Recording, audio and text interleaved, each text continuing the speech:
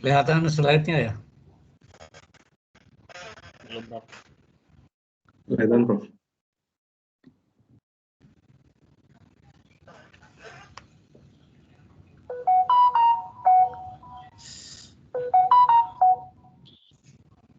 Kelihatan slide-nya ya?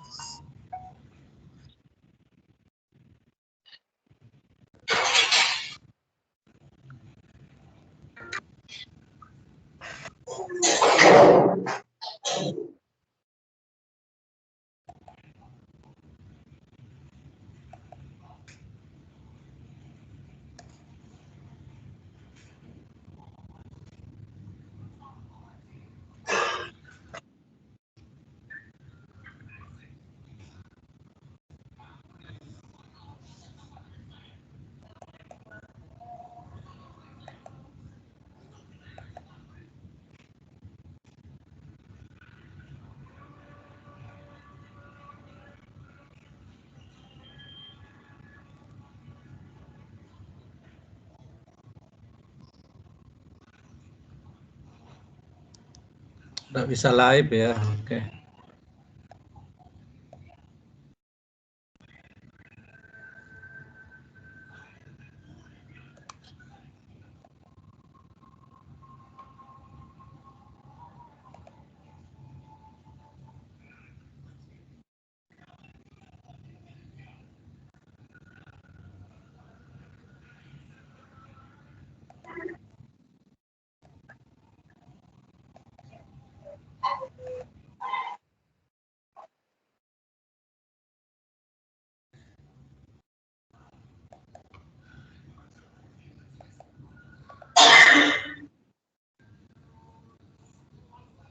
Kita bisa mulai ya. Ada berapa orang yang hadir? Sudah cukup 19 ya. orang, Prof. Baru satu yang belum. Saya mau kirim linknya di mana itu ya tempatnya? Materi saya mau kirim linknya. Di chat itu aja bisa, Pak. Di kolom chat bisa, Prof. Kolom Chat conversation di atas. Di sebelah participant. Kiri-kiri, Prof. Kiri. Nah, itu. Sebelahnya. ini ya. Nomor 2 dari kiri. Oh ya ya. Oke.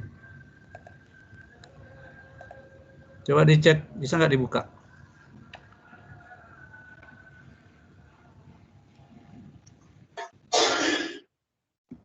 Coba yang ada handphonenya dibuka, bisa nggak materinya? Ada 90 slide. Bisa, Prof. Bisa ya. Oke, jadi materi saya udah kirim ya.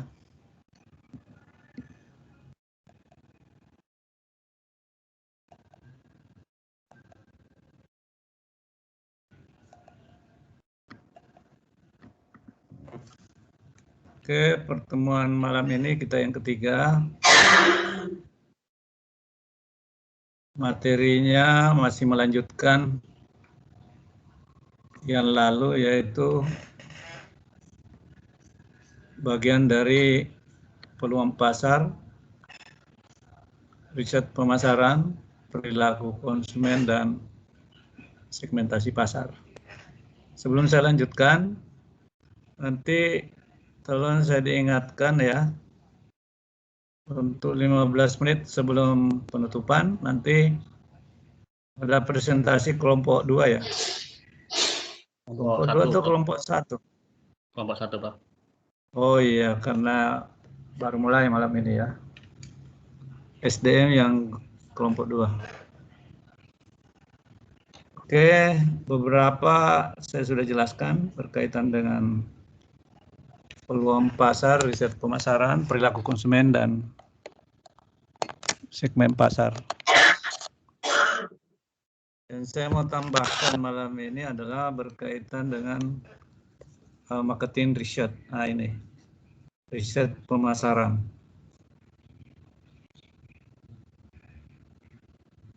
Materinya itu tambahannya di bagian bawah.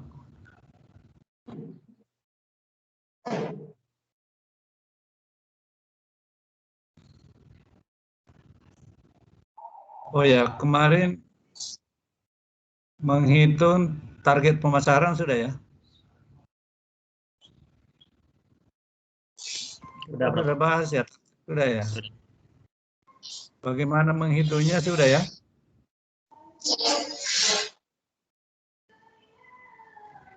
Jangan sampai saya lupa. Bagaimana menghitung target pemasaran? Ya, ini berapa quantity of demand atau quantity of sales atau penjualan. Quantity of sales atau quantity of demand, targetnya adalah fixed cost ditambah dengan target profitability, target laba, dibagi 1 min T, dibagi lagi price, dikurangi dengan variable cost. Ini sudah kemarin ya dicontohkan, sudah ya? Coba yang masih ingat, rumus ini kemarin sudah dibahas atau belum ya? Belum dibahas pakai contoh sih, Prof. Kayak. Belum ya? Belum. Jadi biasanya perusahaan itu ada namanya target kinerja. Jadi target kinerja ini atau KPI ini ada 3 level secara umum. Ada level top management, ada level medium management, ada level low level management. Top management biasanya di sini adalah direksi. Di bawah direksi ini adalah kepala divisi atau manajer. Nah, ini dia, manajer. Ini level 2, ini manajer. Di bawah manajer ini mungkin ada asisten manajer atau supervisor. Asisten manajer. Kalau ini direksi. Target kinerjanya tentu yang di bawah ini adalah mengacu kepada yang di atas. Direksi ini targetnya ditentukan oleh kesepakatan dengan pemilik atau pemegang saham. Pemegang saham dibantu oleh komisaris. Komisaris inilah yang memantau kinerjanya direksi. Lalu direksi target atau kinerja tahunan yang sudah ditandatangani dalam bentuk KPI, Key Performance Index, indikator, dijabarkan ke level yang lebih rendah. Misalnya direksi di perusahaan, di direksi ada dirut, direktur perencanaan, pembangunan, produksi, direktur pemasaran, direktur SDM, direktur keuangan. Nah, ini direksi. Karena ini terbagi-bagi, direksi mulai produksi, pemasaran, nah ini nanti dijabarkan dalam bentuk kinerja masing-masing manajer. Misalnya bagian produksi, apa targetnya? Ya tentu quantity product, cost of product, ya, dan seterusnya. Kalau bagian pemasaran, ya berapa quantity of sales, berapa harga yang ditentukan, dan seterusnya. Jadi ini semua indikatornya mendukung indikator yang lebih tinggi. Kemudian manajer, di bawah manajer ada lagi asisten manajer, targetnya juga mendukung targetnya pimpinan atau manajemen yang lebih tinggi. Jadi ini diturunkan KPI-nya, yang tentu semuanya nanti kalau ini berhasil, asisten manajer mendukung manajer, manajer mendukung direksi. Jadi satu kesatuan KPI.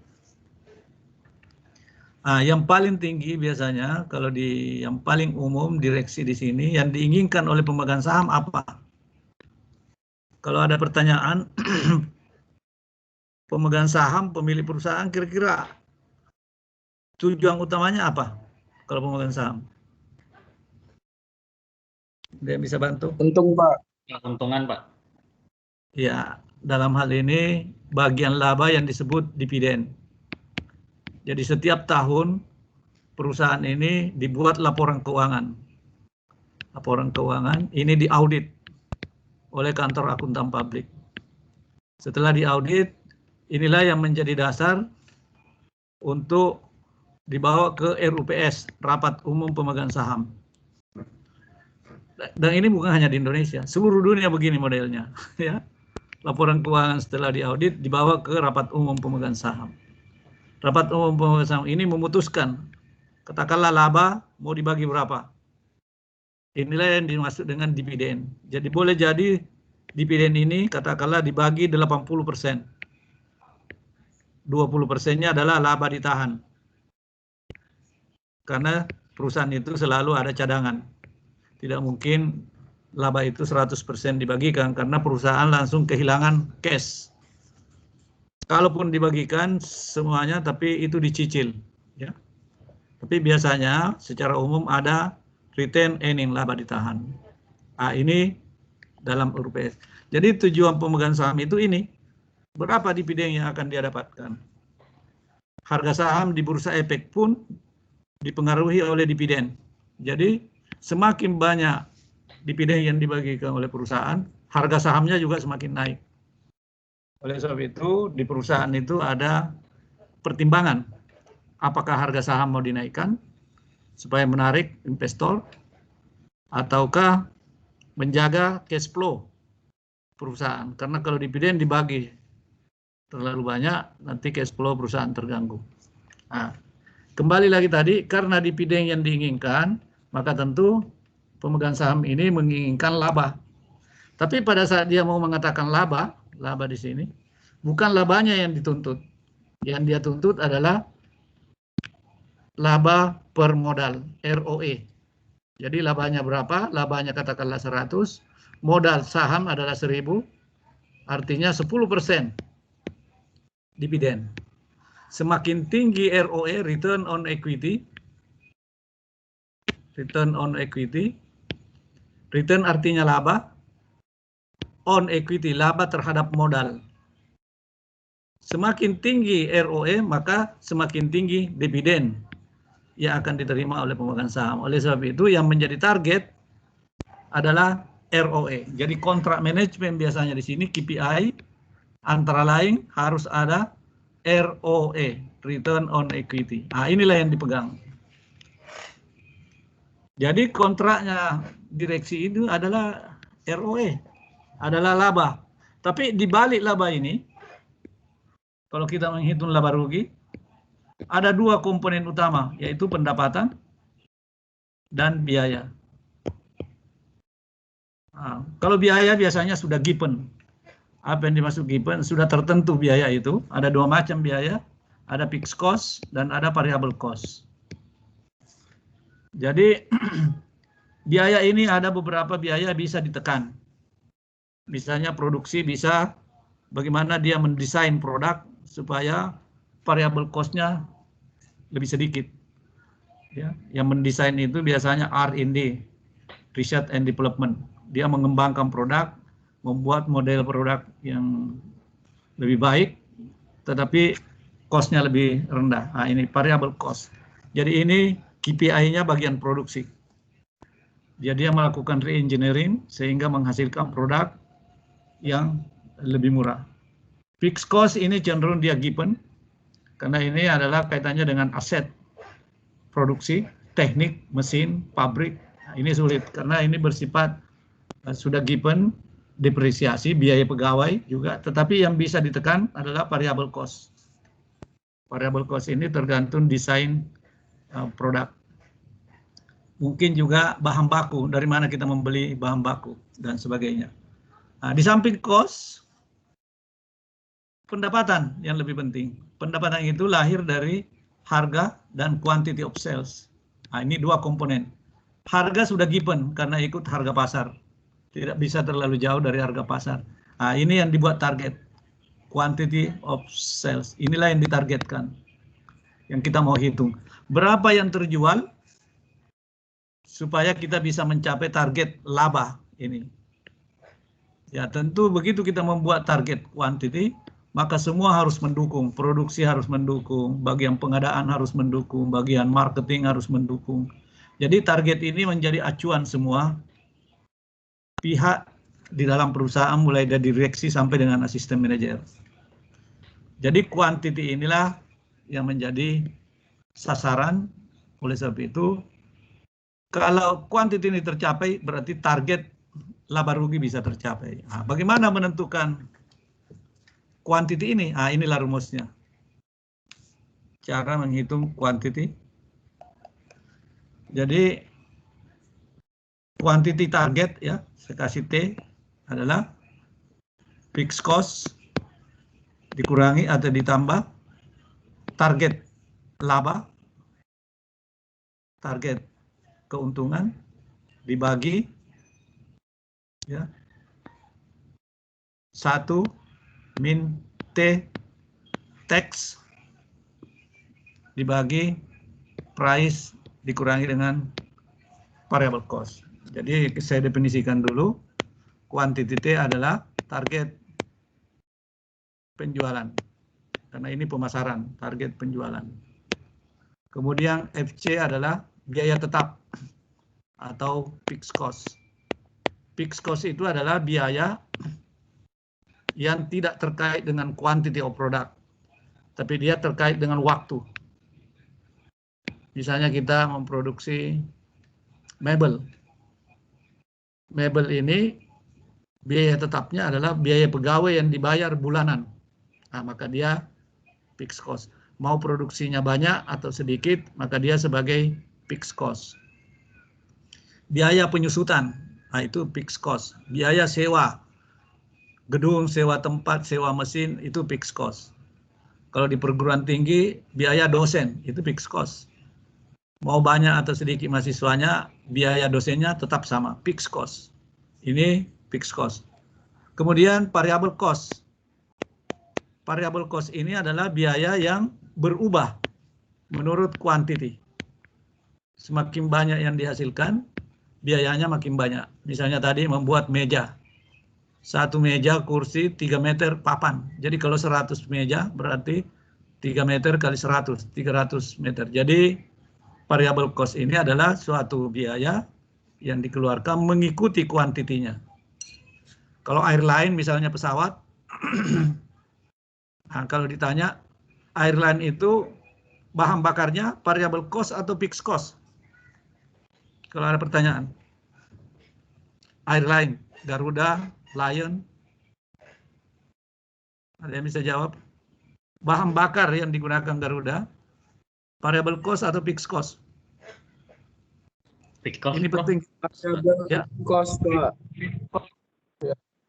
Ya. Fixed cost. Kalau yang digunakan PLN, bahan bakar yang digunakan PLN, fixed cost atau variable cost?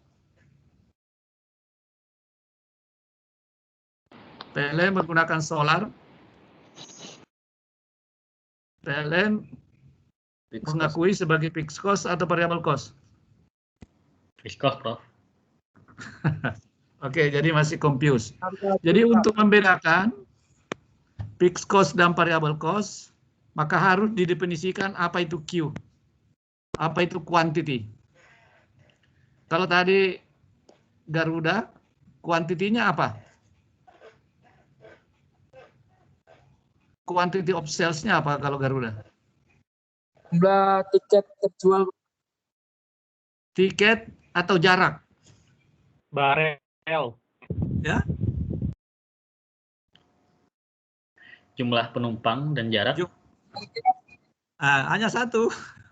Jadi kita bicara di sini sales, penjualan, maka kuantitinya Garuda, Lion adalah penumpang, ya. Tapi kalau PLN kuantitinya apa? Quantity of sales-nya apa? KWH. KWH. Nah, lalu dari sini bisa kita mengetahui. Kalau dia penumpang Garuda dari Jakarta Surabaya, Garuda penuh atau tidak penuh, bahan bakarnya Tetap atau berubah? Tetap. Ya, dia tetap, berarti dia bahan bakar itu adalah fixed cost. Karena dia tidak ada kaitannya dengan penumpang. Mau penumpangnya 50%, mau 100%, bahan bakarnya sama. Katakanlah 300 liter bahan bakar dari Jakarta ke Surabaya. Jadi bahan bakar yang dipakai Garuda adalah sebagai fixed cost. Tapi bahan bakar yang dipakai PLN adalah variabel karena quantity of sales-nya PLN adalah KWH. Inilah tadi membedakan, untuk membedakan variabel cost dan fixed cost, definisikan dulu Q-nya. Sama dengan perguruan tinggi. Quantity of sales-nya perguruan tinggi apa? Mata kuliah atau mahasiswa? Mahasiswa. Ya, mahasiswa. Jadi sama dengan dosen. Dosen dibayar sekali mengajar, katakanlah 2 juta, 3 juta. Mahasiswanya 10 orang, 20 orang, sama. Maka dia sebagai fixed cost. Inilah tadi, sekedar menjelaskan supaya jangan terjadi confuse pada saat target ini. Lalu yang berikutnya T kecil. T kecil ini adalah pajak. Ya, katakanlah kita, jadi pajak itu kalau dalam perusahaan ada namanya PPh badan itu 25-30%. Nah, P adalah harga per unit. Sedangkan PC adalah variable cost per unit ini. Variable cost per unit. Jadi kalau saya misalkan kita berikan angka, fixed cost-nya katakanlah 50.000. 50 juta, kita kecilkan saja. Kita mau target labanya katakanlah 10.000. Nah, 10.000. Katakanlah pajak PPh badan 20%. Harganya dijual Rp200 per unit. Variable cost-nya katakanlah Rp100 per unit. Ya, misalnya kita membuat kue variable cost-nya itu adalah bahan baku yang digunakan untuk membuat kue. Jadi bahan bakunya adalah Rp100 dan penjualannya 200. Bagaimana membuat target? Ya dengan mudahnya, quantity adalah fixed cost 50.000 plus target penjualannya 10 dibagi 1 min 0,20 dibagi lagi dengan 200 per kurang 100. Ya. 10.000 per 0,8 berapa? 12.500. 12.500. Berarti di sini 62.500 dibagi dengan 100 berarti 625 unit. Inilah yang disebut dengan target. Jadi kalau kita mau mencapai target penjualan, katakanlah 10.000 unit. Ya. Bukan 10.000 unit. Ya, target penjualan Rp10.000. Kenapa 10.000? Karena tadi katakanlah ROE-nya diminta 10%. Modalnya katakanlah 100.000 jadi 10.000 laba dibagi 100.000 maka 10%. Jadi ini labanya. Target laba adalah 10.000. Bagaimana menguji benar nggak 625 ini? Ya kembali dalam perhitungan laba rugi sederhana. Perhitungan laba rugi itu adalah pendapatan dikurangi biaya. Pendapatannya atau revenue, total revenue adalah P kali Q. Harga dikali dengan quantity. Harganya tadi 200, kuantitinya 625. Jadi ini 200 kali 625. Berapa ini? 1.125.000, benar nggak?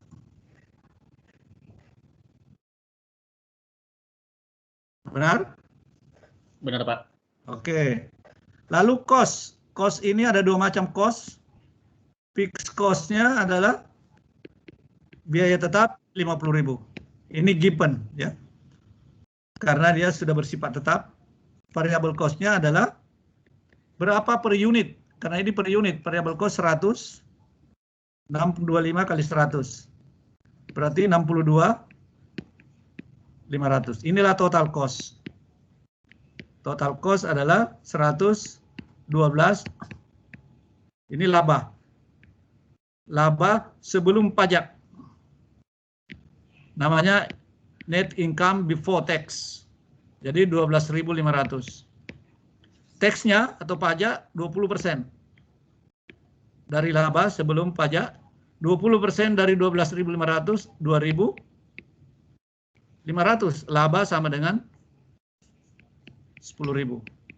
Nah, ini membuktikan bahwa dengan 625 unit kita bisa mencapai laba 10.000. Berdasarkan perkiraan ini, katakanlah kita membuat proyeksi. Inilah yang dituangkan dalam anggaran atau RKAP. Semua komponen di dalam perusahaan, semua direksi memantau ini. Jangan sampai ada yang meleset. Bukan hanya kuantitinya saja, tetapi cost juga harus dijaga. Ini cost. Revenue juga harus dijaga. Revenue ini kaitannya dengan tadi, quantity. Jangan sampai kuantitinya tidak mencapai target 625. Kalau 625 tidak terpenuhi, ya tentu ini 125 tidak terpenuhi.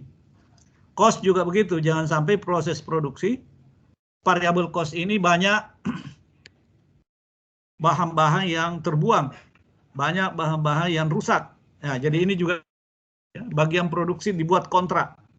Variable cost harus given. Fixed cost juga begitu, ya. Tidak boleh menambah-nambah karyawan sesuai dengan yang ditargetkan. Karyawan hanya 100 orang. Jadi kalau menambah karyawan bagi yang SDM berarti nanti target tidak bisa tercapai. Laba 10.000 tidak tercapai. Jadi bagian SDM pun kalau merekrut karyawan juga dia harus menghitung biaya. Ya. Kenaikan gaji semua dan biaya yang berkaitan karyawan ya harus dihitung oleh manajemen SDM. Ya, mencari bahan baku yang murah ini tugas bagian pengadaan. Jadi unsur revenue dijaga, unsur cost dijaga, supaya target bisa tercapai. Semuanya itu dituangkan dalam KPI per manajer, per bidang, per unit. Katakanlah kalau perusahaan banyak cabang di setiap unit, ini dituangkan. Nah, beginilah kira-kira mekanisme kalau membuat target. Nah, bagian penjualan di depan, dia harus sukses menjual 625. Nah, disinilah peranan bagian penjualan di bagian depan. Bahkan di beberapa perusahaan, bagian pemasaran ini menduduki posisi lebih tinggi dibanding dengan direksi lain.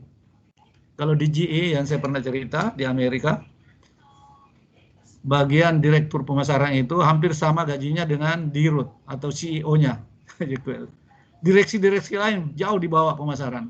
Kenapa? Karena pemasaran inilah sebagai kunci utama untuk mencapai target. Bahkan di beberapa bank seperti Citibank, biasanya yang menjadi dirut itu adalah dari direktur pemasaran. Ya, karena direktur pemasaran ini adalah sebagai direksi yang karir, katakanlah di perbankan, karena di sini kunci suksesnya perusahaan. Nah, jadi di sini bagian pemasaran harus menjaga target ini. Jadi target ini tidak boleh kita membuat asal-asal saja. Oleh sebab itu nanti kita ada membahas bagaimana membuat demand forecast. Demand forecast. Dan bukan hanya sekedar forecast, meramal, tetapi bagaimana mencapai demand ini. Di sini ya tentu di pasar bebas, di pasar yang bersaing, ya di sini penuh dengan trik-trik untuk memenangkan persaingan.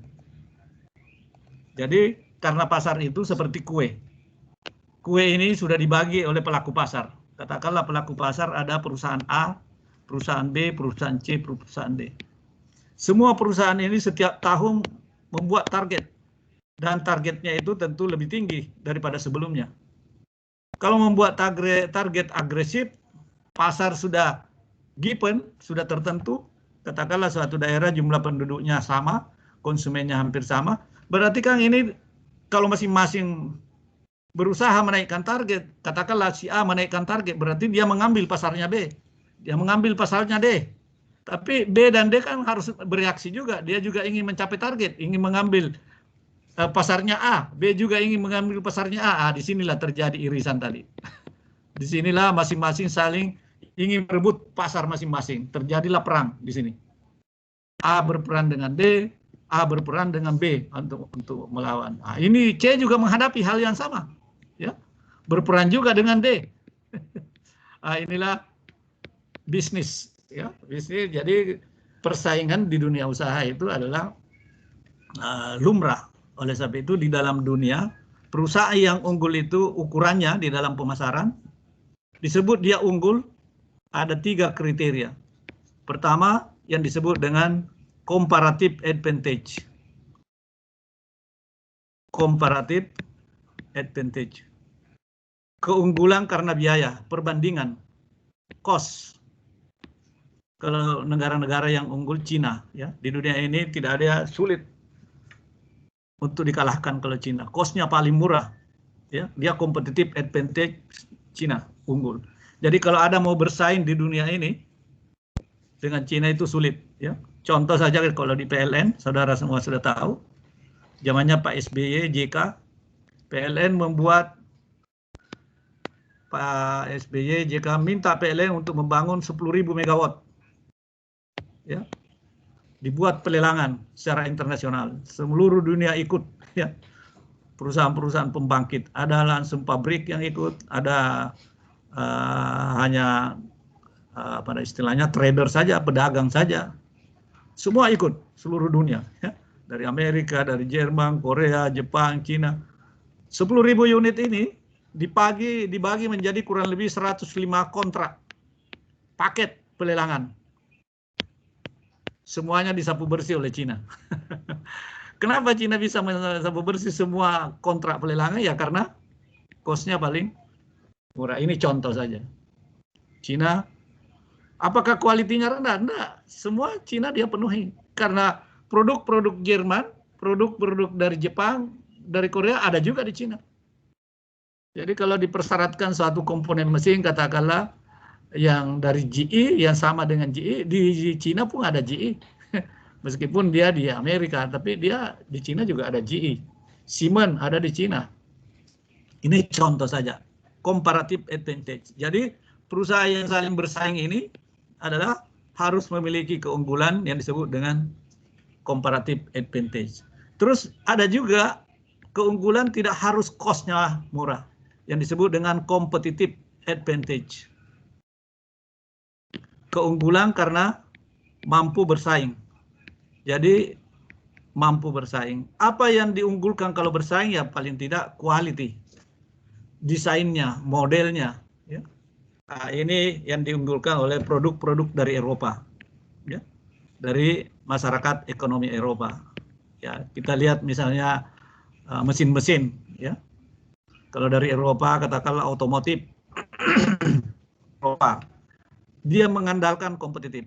Harga boleh mahal, cost-nya tinggi, harganya tinggi, tapi tetap dia bisa menjual.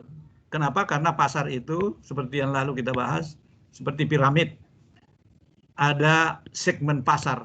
Ini yang disebut dengan segmen pasar. Segmen pasar itu ada kelas atas, kelas menengah, dan kelas bawah. Kelas bawah ini yang dia cari adalah yang harganya murah. Karena cost-nya murah, harganya juga murah. Nah, inilah pasarnya ini. Kalau Cina itu makanya Cina pasarnya masuk ke Timur Tengah, masuk ke Afrika, ke Asia karena orientasinya. Tetapi kalau di Eropa, ya tentu orientasinya kepada yang berkualiti, yang bersaing. Jadi harga tidak menjadi masalah. Harganya memang tinggi, tapi orang makanya barang-barang branded itu pada umumnya berasal dari Eropa. Branded dari Cina tidak terlalu banyak karena memang dia bukan mengandalkan pada kompetitif. Jadi kalau dia kompetitif, dia tentu harus berkualiti, identik dengan quality. Kalau quality identik dengan harga yang tinggi. Ya. Nah, tentu harga yang tinggi ini tidak masuk kalau komparatif. Jadi bersaing dengan yang komparatif, tapi dia tetap menang karena dia unggul dalam katakanlah kualitas. Ya, sama dengan mobil misalnya bus. Dulu DKI Pak Ahok beli dari Cina bus. Kenapa beli dari Cina? Karena kalau beli dari Jerman, Mercy, tidak cukup duitnya. Padahal DKI membutuhkan katakanlah sekian ribu bus untuk melayani penumpang busway. Akhirnya belinya dari Cina, meskipun ada juga yang rusak-rusak, tapi ya rusak satu enggak apa-apa karena mungkin harganya 1:2 barangkali, ya. Nah, sehingga waktu itu kebijakannya beli bus dari Cina. Nah, ini contoh saja, competitive advantage. Yang ketiga, bagaimana memenangkan persaingan adalah compact advantage. Compact advantage. Jadi menyatu, bersatu antara pedagang. Jadi antara A dengan B, D, C ini bersatu. Ini yang disebut dengan compact advantage. Jadi semua menikmati keuntungan. Siapa dikorbankan?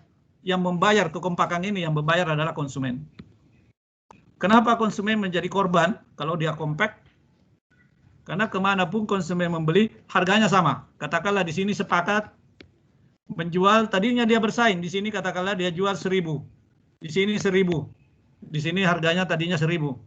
Tapi karena A ingin mengambil pasarnya B, dia turunkan harganya bukan 1.000, tapi 900. Karena B melihat dia disaingi, turun harganya 1.000, dia turunkan juga di bawah 900, dia hanya 850. D juga menurunkan, hanya 800. C mengumumkan hanya 750. Artinya mereka menghabiskan keuntungannya. Dia tentu menurunkan harganya sesuai dengan nanti kita bahas nanti marketing intelijen, karena semua ini merasakan dirinya itu pada kelas berapa di dalam pasar ini. Sama dengan otomotif tadi.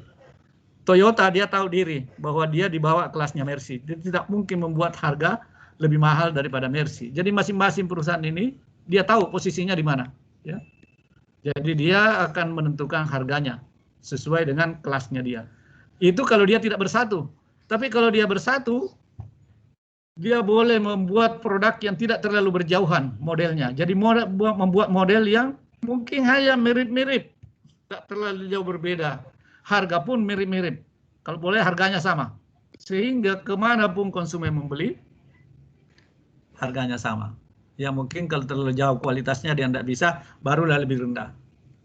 Jadi compact ini adalah menyatu antara para pelaku pasar. Yang kedua, apa keunggulan compact? Membuat barir untuk new entity. Jadi kalau ada perusahaan baru masuk, new entity, ini katakanlah ada perusahaan baru masuk E, F, dan G. Ini tidak boleh masuk. Membuat barir, tidak bisa dia masuk. Kenapa dia tidak bisa masuk? A, B, C, D ini membuat kekompakan, compact advantage.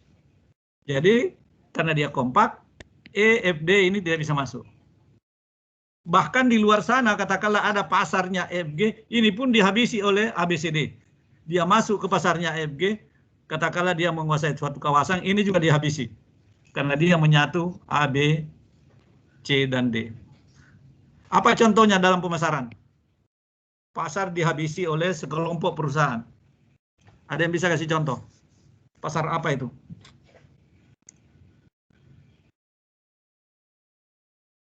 Handphone Nokia, Prof. Nokia, oke. Jadi Nokia dihabisi oleh katakanlah dari Samsung, dari iPhone, BlackBerry juga dihabisi. Tapi ini belum kelihatan menyatu. Yang saya maksud tadi yang menyatu. Ada contoh nggak?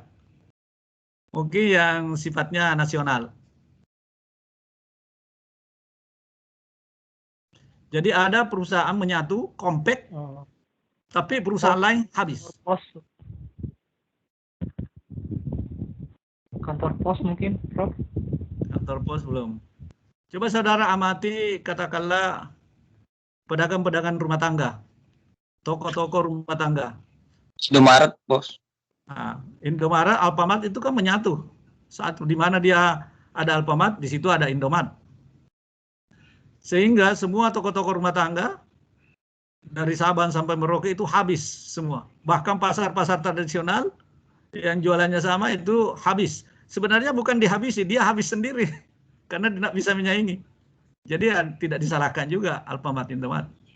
Karena dia hanya menyatu saja Kenapa dia menyatu? Ada teori namanya rational set.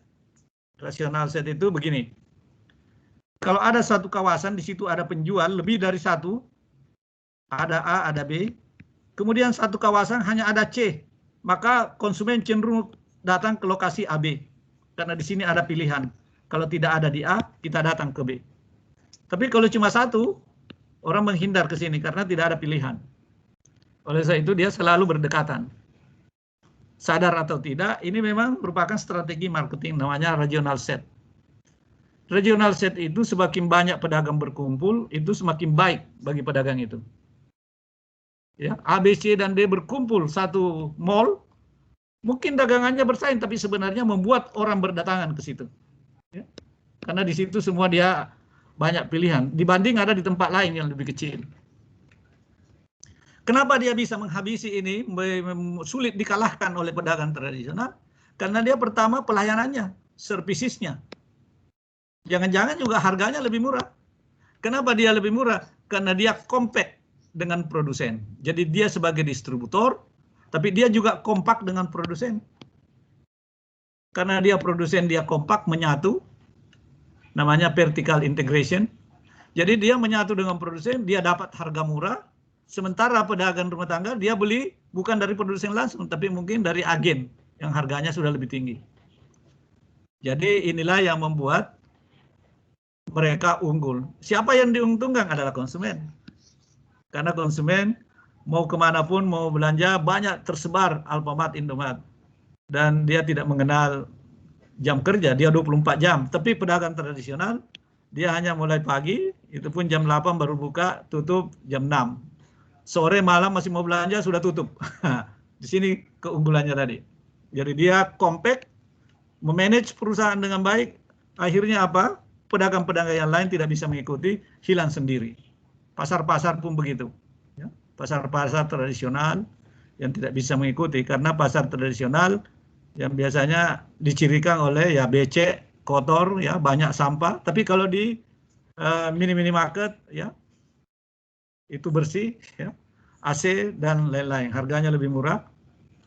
Ya sebenarnya ini tadi, inilah pasar. Dalam bersaing tidak ada yang dilanggar. Karena semua perusahaan itu kan mendapatkan izin dari pemerintah. Ya sisa tadi bagaimana antara perusahaan dengan perusahaan ini saling bersaing. Nah, kalau dia bersaing bisa habis. Ya, kalau jadi abu menang jadi arang. Tapi kalau dia compact, dia semakin maju. Ya, seperti contoh Eropa daratan. Ya, 26 negara sudah menyatu. Menyatu ya yang menikmati adalah konsumen. Yang menikmati adalah turis. Kita kalau ke Eropa ya tidak perlu lagi mendatangi setiap negara, tidak perlu ngecap paspor. Karena dia hanya pintu-pintu gerbang saja.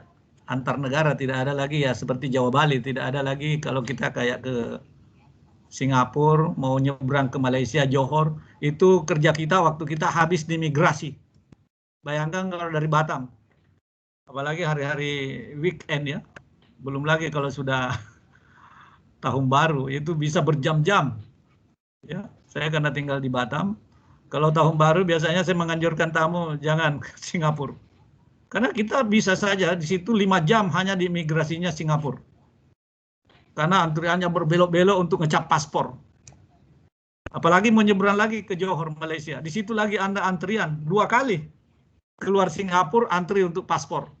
Di seberang sungai, masuk ke Malaysia, antri lagi untuk paspor masuk Malaysia. Jadi kita dari Jakarta, dari Batam, masuk Singapura 1 kali cap, nanti keluar dari Singapura lagi ngecap lagi, masuk lagi Malaysia 1 kali, berarti sudah 3 cap. Balik lagi juga begitu. Nah, bayangkan kalau kita ke Eropa daratan, 26 negara, masuk keluar, jadi habis waktu hanya ngecap paspor. Dengan adanya tadi negara ini menyatu, compact, tidak ada lagi ngecap paspor. Jadi pemerintah membiarkan orang lalu lalang tanpa ada hambatan. Jadi dia menyatu. Apa dampaknya dengan kebebasan ini? Bisnis pun menyatu. Kereta api dengan kereta api menyatu. Listrik pun menyatu, ya, transmisi menyatu. distribusi menyatu, mata uang juga menyatu, hanya satu mata uang, euro saja, tidak ada lagi seperti dulu bahwa setiap negara punya mata uang, dan tidak ada lagi fluktuasi harga mata uang masing-masing. Kalau dulu kan yang paling korban itu Italia, paling murah uangnya Italia, yang paling kuat Inggris. Ya kecuali Inggris, pound sterling dia belum mau. Ini contoh tadi, compact. Jadi perusahaan itu untuk mencapai targetnya tadi, apakah dia memilih compact, komparatif, atau kompetitif, atau compact. Compact ini adalah menyatu antara para penjual. Menyatu ini ada dua macam menyatu.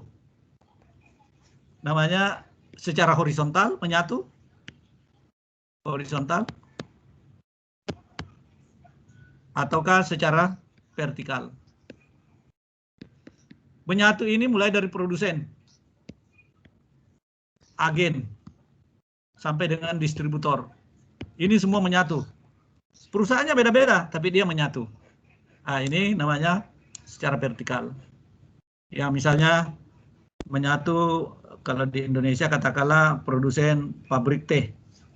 Ya, produsen teh, pabrik teh, kemudian ada agen teh, ada distributor teh. Jadi dia satu menyatu meskipun beda-beda perusahaannya. Sehingga kalau ada perusahaan lain yang datang ke pabrikan ini minta beli, katakanlah ini perusahaan A, ada perusahaan B ingin jualan juga, dia tidak bisa menyaingi. Katakanlah B ini nanti akan bersaing di distributor. Ya, dia datang juga mau beli di pabrik, karena harga distributor katakanlah Rp1.000. Dia datang ke sini, dia tidak bisa mendapatkan produk.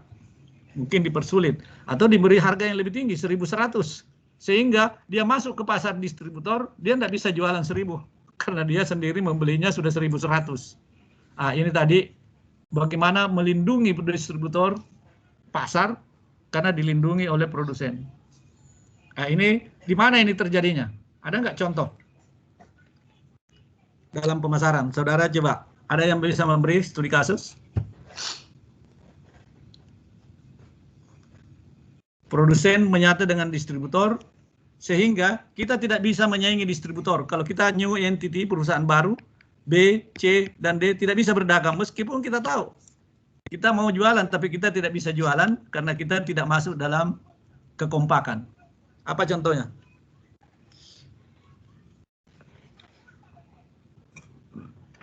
Ada yang bisa kasih contoh?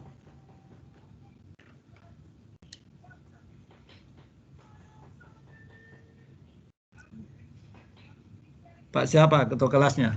Halo, dengaran suara saya? Dengar Pak, Teguh Pak. Nah, ada nggak contohnya?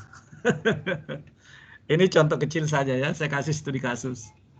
Saya dulu sering banyak teman-teman panitia lelang. Banyak juga calon-calon peserta lelang, karena dia tahu pelelangan itu gampang. Dia ikut lelang di daerah, B, C, D ikut lelang. Dia tidak perlu punya modal. Begitu dia sudah memenangkan lelang, dia cukup mendatangi pabrik bahwa Pak, ini saya memenangkan lelang, katakanlah 10.000 unit saya mau beli. Ya, dia menangkan lelang, katakanlah harganya Rp1.000. Tapi sebelum dia ikut lelang, dia tanya dulu di produsen. Oh, produsen kasih dia 900, dia ikut lelang 1.000, akhirnya dia menang. Itu normalnya. Tapi yang terjadi, dia tidak bisa menang karena pada saat dia ke pabrik ini minta harga, bukan 1.000 yang dia, bukan 900 dia dapat, tapi dia dapat 1.100. Sehingga pada saat dia lelang, harga dia masukkan ya 1.200. Sementara si A datang ikut lelang juga, dia harganya cuma 1.000. Tidak bisa disaingi.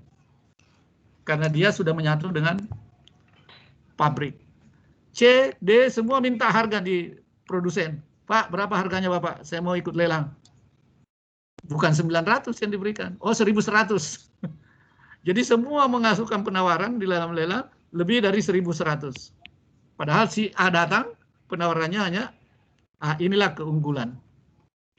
Jadi perusahaan distributor ini ya jangan disalahkan, karena memang dia dia bagian daripada strategi bisnis. Jadi ini membatasi bagian daripada tadi, kalau saya katakan membatasi pengusaha baru yang masuk, new entity. B, C, D, E tidak bisa ikut lelang. boleh saja ikut lelang, tapi dia tidak pernah menang lelang karena harga yang dia ditawarkan ke sini lebih tinggi karena dia sudah menyatu. Di sini produsen, agen, distributor saling menjaga, saling melindungi. Ya, ini contoh saja ya. Nah, horizontal yang tadi kita contohkan, perusahaan A, perusahaan B, perusahaan C dan D menyatu. Apa contohnya horizontal yang menyatu?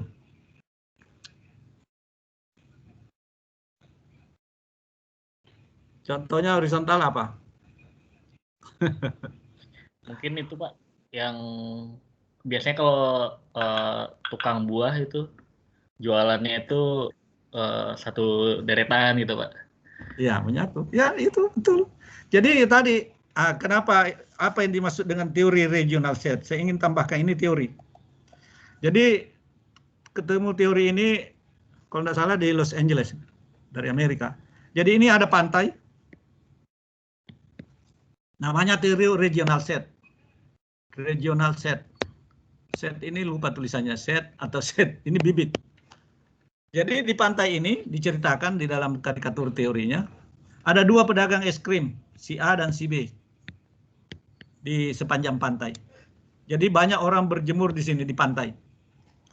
Banyak orang berjemur. Batasnya di sini, karena jaraknya barangkali ini 2 km ya.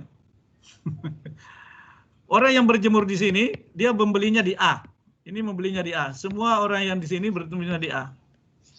Tapi orang yang berjemur di sini di pantai belinya di B. Belinya di B. Suatu ketika si B ini ingin menaikkan target penjualannya. Supaya target penjualannya dia naik, dia pindahkan dagangannya ke sini. Jadi B pindah ke sini. Begitu dia pindah ke sini, maka sebagian pasarnya A diambil oleh B. Karena dia merasa lebih dekat. A melihat kenapa omsetnya turun. Karena dia melihat omsetnya turun, dia pindahkan juga di sini tempatnya, lebih mendekati A. Dia pindahkan juga. Dan seterusnya. Si B melihat, loh ini diambil omsetnya, dia pindahkan juga di sini. Si B. Di sini. Akhirnya yang terbaik itu di sini. A dan B berkumpul di sini. Disinilah terbentuknya pasar. Regional set ini berdasarkan penelitian, kenapa ada pasar terbentuk di suatu daerah. Dan itu bertahun-tahun, jangan-jangan sudah ratusan tahun. Di situ ada pasar. Dan tidak ada yang mengatur, bukan pemerintah, terbentuk sendiri. Ini yang disebut dengan regional set. Terbentuk sendiri, berbeda dengan diciptakan. Dan yang terbentuk sendiri ini kadang-kadang sudah dipindahkan lokasinya oleh pemerintah. Pindahkan lokasinya. Katakanlah pindah ke sini, regional pasarnya. Tapi tetap saja penjual tidak mau pindah ke sini. Tetap dia mau balik ke sini. Ke regional set. Karena regional set ini adalah, disinilah tempatnya konsumen berkumpul. Inilah terbentuknya pasar. Ya, banyak contoh-contoh di Jakarta. Coba Bapak Ibu bisa lihat, ada beberapa kawasan. Pasarnya sudah dipindah. Tetapi setelah dipindah, pasarnya sepi. Bahkan pedagang mau kembali lagi ke tempatnya di sini. Ya. Ini contoh regional set. Jadi tadi contohnya itu kenapa berkumpul bersatu, itu semakin bersatu semakin baik. Kalau tidak salah di Pekanbaru ada suatu kawasan, satu jalan, mungkin kalau ada yang dari Pekanbaru mungkin tahu, itu semua apotek penjual obat. Jadi kalau ada orang sakit, dari rumah sakit, dari dokter, pasti arahnya ke sana. Dia tidak mau ke tempat lain yang ada satu penjual, tidak mau. Dia larinya ke situ, karena dia di sini tempatnya ini, regional set, pusat pengembangan. Oke, kita lanjut mengenai target tadi. Oke, perilaku konsumen.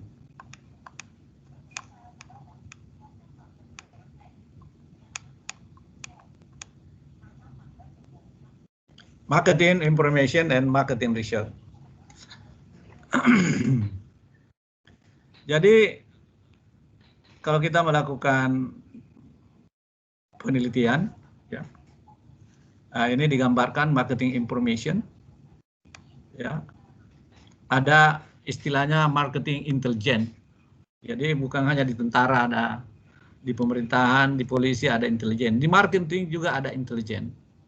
Apa peranan dari intelijen ini? Adalah mengawasi perilaku terutama perusahaan-perusahaan dalam industri yang sama. Dia mengawasi. Begitu dia melihat di sana ada perubahan, baik dalam produk ataupun pelayanan, dan dia melihat bagaimana reaksi konsumen dari sistem pelayanan atau produk itu. Kalau itu diterima oleh konsumen, direspon positif oleh konsumen, maka dia tentu akan melakukan perbaikan di dalam perusahaan. Karena kalau dia tidak mengikuti itu, dia akan ditinggalkan oleh konsumen. Nah, inilah peranan intelijen. Dia mengamati apanya? Produknya. Dia mengamati kualitasnya, dia mengamati model produknya. Ya, coba kita melihat misalnya produk apa ya? Handphone lah misalnya. Modelnya itu mirip-mirip antara iPhone dengan Samsung. Modelnya mirip-mirip. Nanti kalau ada yang membuat model baru, itu lagi diikuti. Otomotif juga begitu. Misalnya Honda memulai membuat katakanlah Jazz atau apa namanya CR-V, itu diikuti juga. BMW juga ada yang model CR-V. Mercedes juga ada model seperti CR-V. Jadi ini hasil kerja daripada marketing intelijen, memantau apa yang dilakukan oleh dan bagaimana respon konsumen terhadap perusahaan saingan kita. Jadi marketing intelijen ini memberi kepada siapa dia memberi informasi. Nah, di perusahaan ada namanya tadi kita sudah bicara mengenai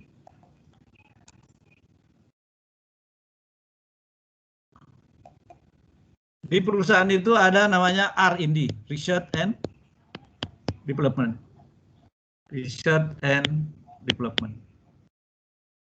Perusahaan-perusahaan di dunia yang industri-industri kenal rata-rata punya R&D. Saya kebetulan pernah datang ke R&D-nya GE. Ya. Kalau di Amerika ada satu kawasan dari New York kita keluar kota namanya Albany. Disitulah 13 perusahaannya GE yang sudah world class company. Di situ dipusatkan R&D-nya ya, di Albany. Kalau masuk ke situ di Albany itu kita melihat tidak banyak orang. Ya. Waktu itu saya melihat ada 500 orang. Di depan diumumkan bahwa 500 orang ini 350 PhD dan selebihnya adalah master. Kemudian dirinci lagi PhD yang mendapatkan hadiah Nobel ya, dalam berbagai bidang. Jadi orang-orang cerdas itu dia kumpulkan di sini di R&D. Tapi mereka tidak bekerja di situ.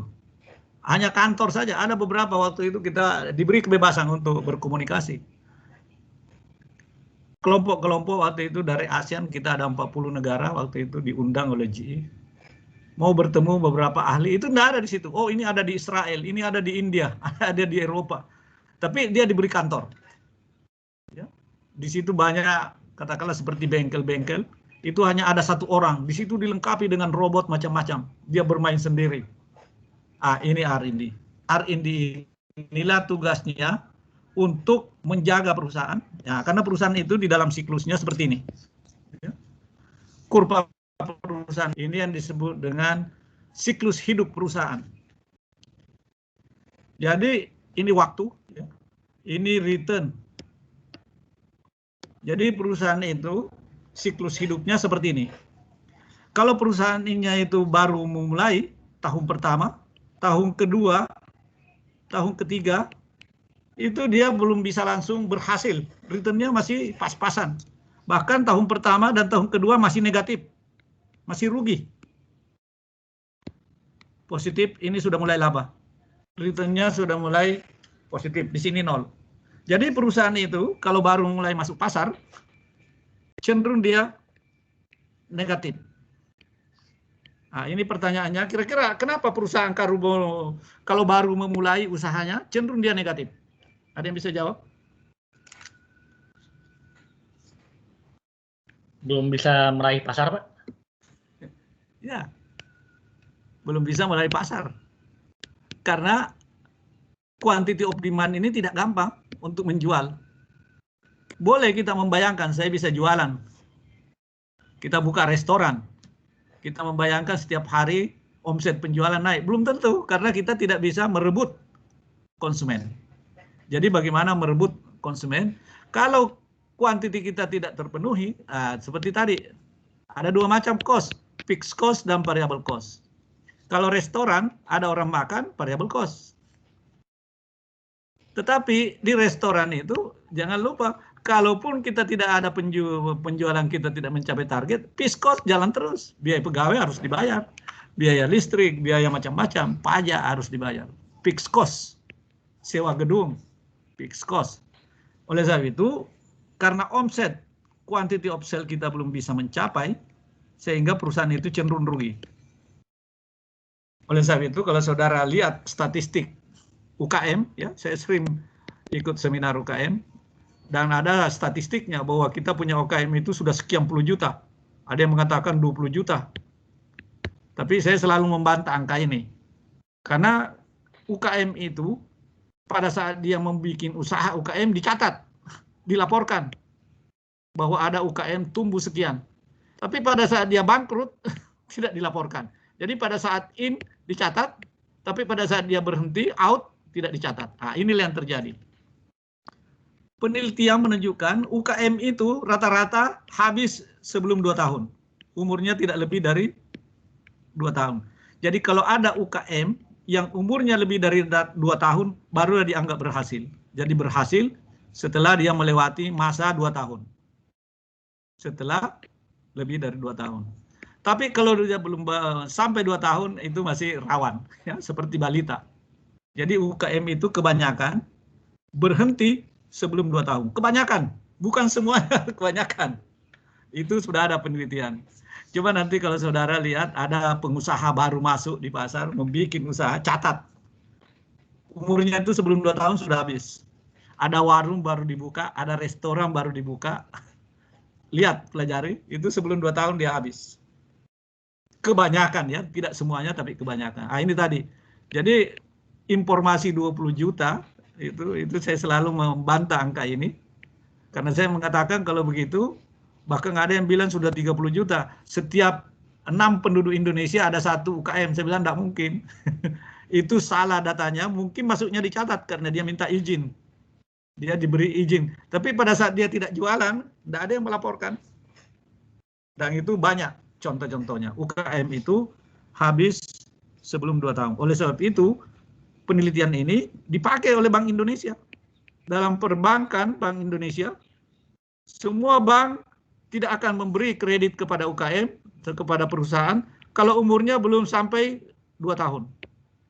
Jadi kalau saudara minta, ada perusahaan minta pinjaman dari bank, sebelum umurnya 2 tahun, jangan harap bisa diberikan pinjaman. Karena ada peraturan Bank Indonesia, harus 2 tahun. Kenapa 2 tahun? Karena UKM itu rata-rata umurnya tidak lebih dari 2 tahun. Kalaupun berhasil, itu setelah umurnya lebih 2 tahun. Jadi kalau dia bisa melewati 2 tahun, baru dianggap berhasil. Nah, bahkan ini bukan hanya di Indonesia, di Cina. Di Cina dia bukan 2 tahun, 5 tahun. Dianggap UKM itu berhasil kalau dia melewati umur 5 tahun. Oh, kembali lagi tadi, kaitannya R&D. Jadi perusahaan itu kalau dia bisa melewati masa-masa negatif ini, bertahan, ya tentu kalau tidak punya modal kerja, kalau baru awal, ya habis di tengah jalan. Kalau dia bisa melewati, bersabar, dia bertahan, nah, di sini ada masa pertumbuhan, growth. Ini masa yang disebut dengan pertumbuhan. Kalau ini, masa di bawah ini namanya introduction, masa pengenalan. Kalau sudah berkembang lagi berkembang, ini namanya maturity, semakin dewasa. Dan kalau turun, ini namanya masa decline. Kalau perusahaan sudah turun, decline, ya seperti contoh tadi Nokia, sulit untuk naik.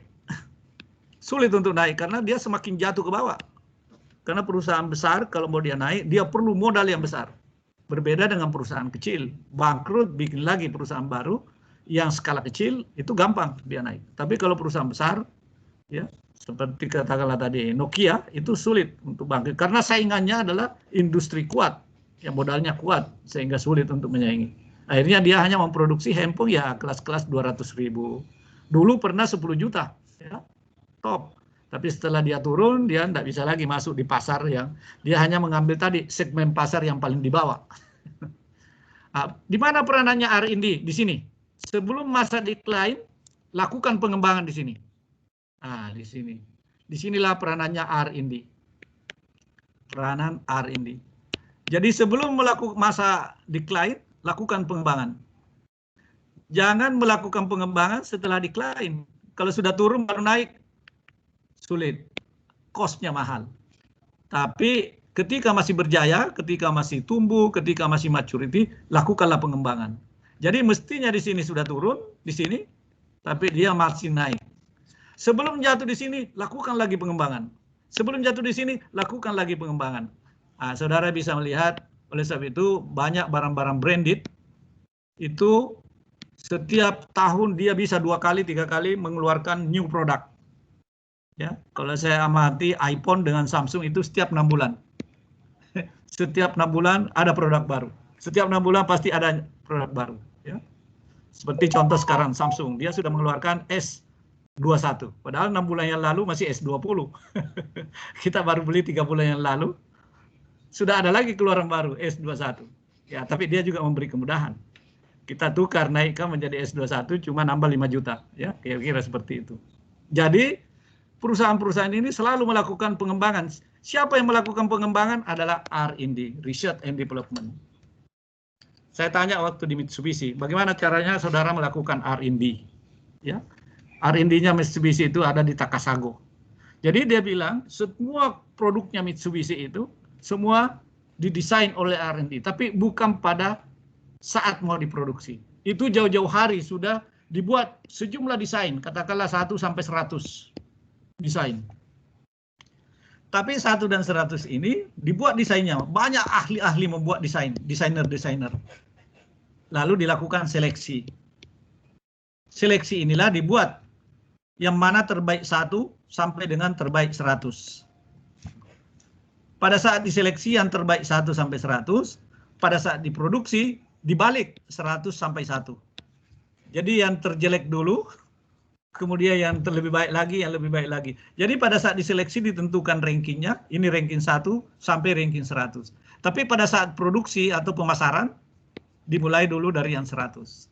Nah, itu kalau industri manufaktur. Nah, itulah kehebatannya manufaktur. Jadi dia sudah mendesain. Jadi yang kita nikmati sekarang, kita beli sekarang, itu bukan temuan baru. Mereka sudah punya tahapan-tahapan berikutnya, jangan-jangan kita katakanlah di 50. Nanti kita, apalagi produk berikutnya, mereka sudah siapkan. Ada yang ranking 49, ada yang ranking 48, sampai ranking 1.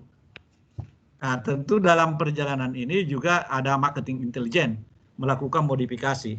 Nah, jadi ini pekerjaan R&D. Jadi dia tidak mendesain hanya satu, tapi dia sudah menyiapkan seperangkat atau sejumlah tertentu.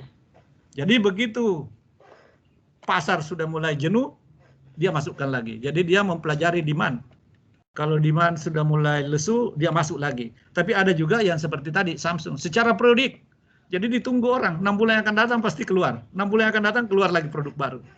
Tapi ada juga dia tentu menyesuaikan. Kalau pasarnya sudah mulai menurun trennya, dia masukkan lagi produk baru. Dia masukkan lagi produk baru. Oke, kira-kira itu tugas daripada R&D. Jadi R&D ini tentu mendapatkan informasi. Nah, tadi pentingnya information. Pentingnya riset pemasaran. Riset pasar. Karena informasi yang diperlukan inilah nanti yang dipakai oleh Research and Development. Di samping dia memperbaiki desain produk, dia juga orientasinya kepada cost.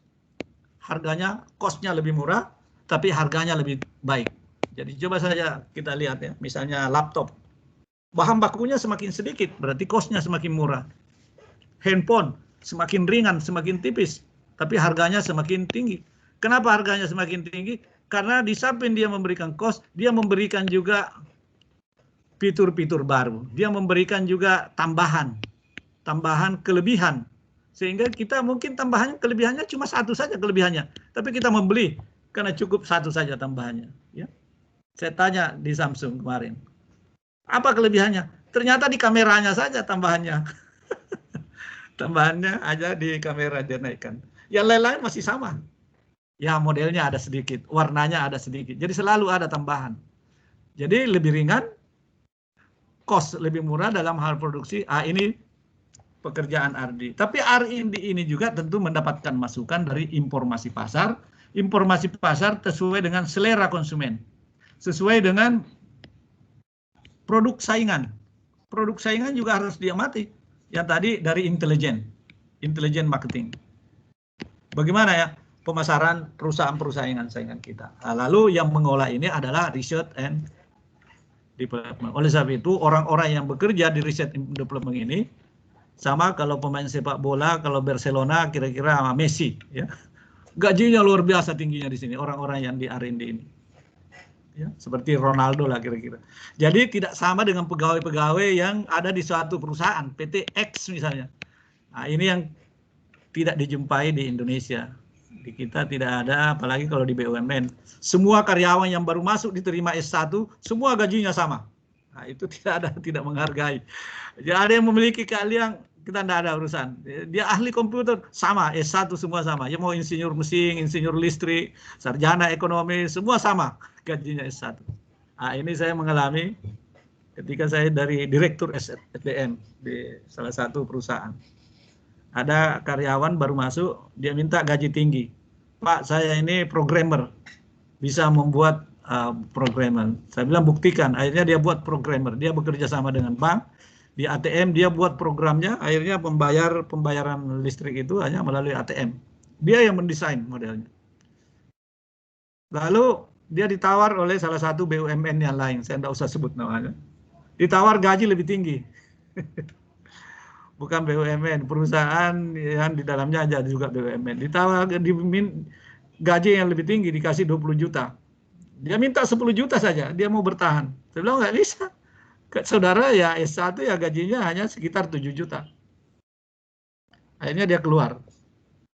Ya, karena kita tidak menganut seperti tadi, R&D. Tidak menganut seperti industri sepak bola dunia. Bahwa kalau ada orang yang memiliki keahlian, keunggulan lebih dari rata-rata orang yang ada di situ, maka dia diberi gaji yang lebih tinggi. Karena kalau tidak, dia bisa lari setiap saat. Nah, begitulah orang R&D. Orang R&D ini sekali dia membuat, dia bisa mempengaruhi tadi perusahaan yang tadinya dia di bawah, dia bisa naik. Yang tadinya mestinya turun, dia bisa naik karena dia menemukan produk baru. Jadi orang R&D ini menentukan keberhasilan ke perusahaan. Bagian sales, bagian produksi itu hanya melaksanakan. Tapi ide dasar ada dari sini, R&D. Dialah yang mendesain, dia yang menciptakan. Nah, yang selanjutnya bagian produksi penjualan dia hanya menjual saja.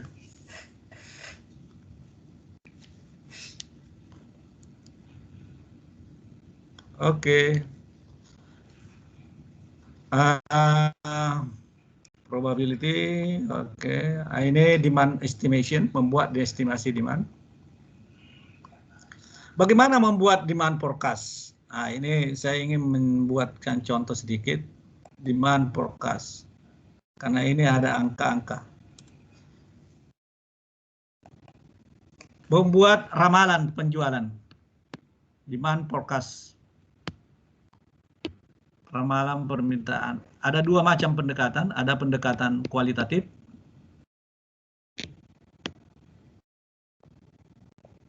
Ada pendekatan kuantitatif. Pendekatan kuanti. Jadi kualitatif ini hanya judgement. Apa itu judgement? Dia hanya estimasi karena pengalaman. Ya, misalnya dia direktur pemasaran ditanya oleh bagian anggaran, bagian perencanaan, ini Pak kita mau membuat perencanaan tahunan, kira-kira sales kita tahun depan berapa persen kenaikan?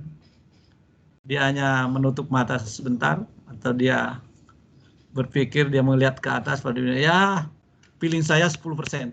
Maka semua orang membuat prediksi ramalan dasarnya 10% pertumbuhan dibanding tahun lalu. Nah, ini kualitatif. Dicari kenapa 10%? Tidak bisa dijelaskan karena dia hanya subjektif berdasarkan pengalaman. Oleh sebab itu yang memberi judgement biasanya ya tentu orang-orang yang punya keahlian. Yang misalnya kalau ekonomi, kita ditanya kira-kira pertumbuhan ekonomi tahun depan berapa kira-kira? Tanya Ibu Sri Mulyani, ya karena dia sudah ahli. Tanya Pak Rizal, nah, tentu berbeda. Pak Rizal Ramli dengan Sri Mulyani. Kalau saya ditanya juga ya tentu berbeda juga. Setiap ahli boleh jadi beda-beda karena sudut pandangannya, latar belakangnya beda-beda. Ya, kalau dulu belum banyak ahli ekonomi, hanya Pak Sumitro. Sumitro besan Pak Soeharto, bapaknya Pak Prabowo. Biasanya malam tahun baru itu ditunggu-tunggu itu tanggal 1 pagi Januari. Itu semua orang menunggu-nunggu apa ceramah, pidato Pak Sumitro. Saya ingat itu. Kalau 1 Januari semua orang menunggu apa yang disampaikan oleh Pak Sumitro. Pertumbuhan ekonomi, inflasi, dan apa dasarnya? Apa hitung-hitungan? Bukan. Kualitatif. Karena kalau dicari, dibuktikan sulit. Nah, ini yang dimaksud dengan kualitatif. Nah, kuantitatif ini ya ini menggunakan pendekatan statistik. Yang paling sering digunakan statistik adalah hubungan kausalitas. Kausalitas. Biasa kita kenal dalam statistik namanya regresi. Hubungan antara variabel Y dependen dipengaruhi dan variabel X1, X2 dan seterusnya sampai Xn adalah independen. Jadi Y itu adalah demand, sedangkan X adalah faktor yang mempengaruhi demand. Faktor yang mempengaruhi demand. Ya, faktor yang mempengaruhi demand banyak. Katakanlah X1 harga.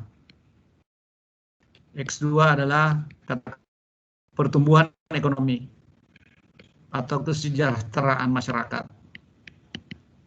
X3 boleh jadi jumlah penduduk. Ya. X4 katakanlah kurs valuta asing, kurs dolar. X5 katakanlah pertumbuhan ekonomi dan sebagainya. Banyak faktor yang mempengaruhi. Baik secara kuantitatif maupun kualitatif. Ini yang kuantitatif. Tapi ada juga yang bersifat kualitatif. Karena kalau penelitian kita kuantitatif, ya tentu yang bisa dihitung secara kuantitatif. Tapi ada juga pendekatan kualitatif, tapi bisa dikuantitatifkan. Apa yang dimaksud dengan pendekatan kualitatif, tapi bisa dikuantitatifkan?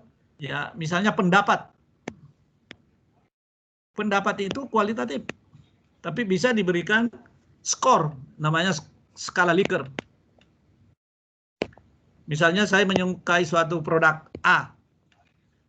Ditanya, bagaimana menurut Bapak, apakah setuju atau tidak setuju? Saya mengatakan, sangat setuju.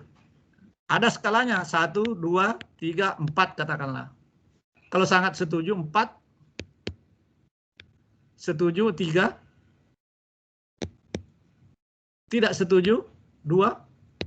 Sangat tidak setuju, 1. Sangat tidak setuju. Jadi kalau ada sesuatu desain baru, produk baru, ditanya bagaimana menurut Bapak? Oh, ini sangat setuju, sangat menyenangi, sangat menyukai.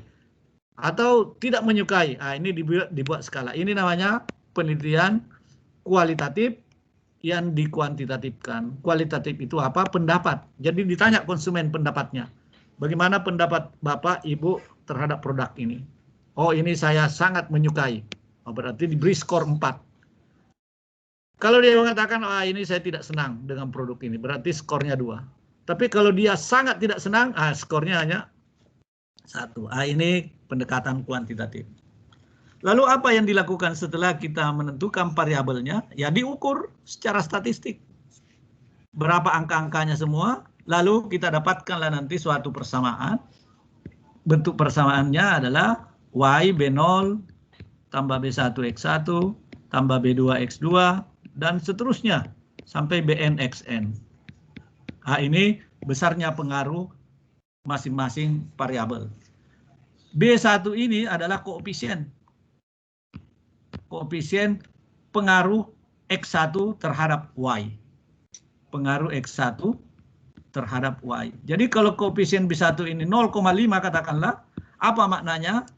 Kalau ini positif 5, maknanya kalau X naik X1 naik 1 satuan, maka Y akan naik 0,5. Nah, ini makna kalau koefisien plus 0,5. Bagaimana kalau dia negatif? Misalnya B2. B2 negatif 0,2. Artinya kalau negatif, kalau X2 naik, maka Y akan turun. Ya. Jadi X2 naik 1, maka Y akan turun 0,2. Nah, itu maknanya. Kalau negatif. Oleh sebab itu, disinilah dalam membuat peramalan penjualan tadi, kita hitung kira-kira Y berapa tahun depan. Kita membuat prediksi. Ya, nanti pada saat nanti ada penelitian, baru saya tambah penjelasannya. Oh ya, waktu kita, siapa lagi ketua kelasnya? Teguh atau siapa namanya ketua kelas? Iya, Teguh, Pak. Teguh? Masih 14 menit lagi. 14 menit lagi ya, oke. Kita lanjutkan. Ini koefisiennya, demand forecast. Ini pada saat kita membuat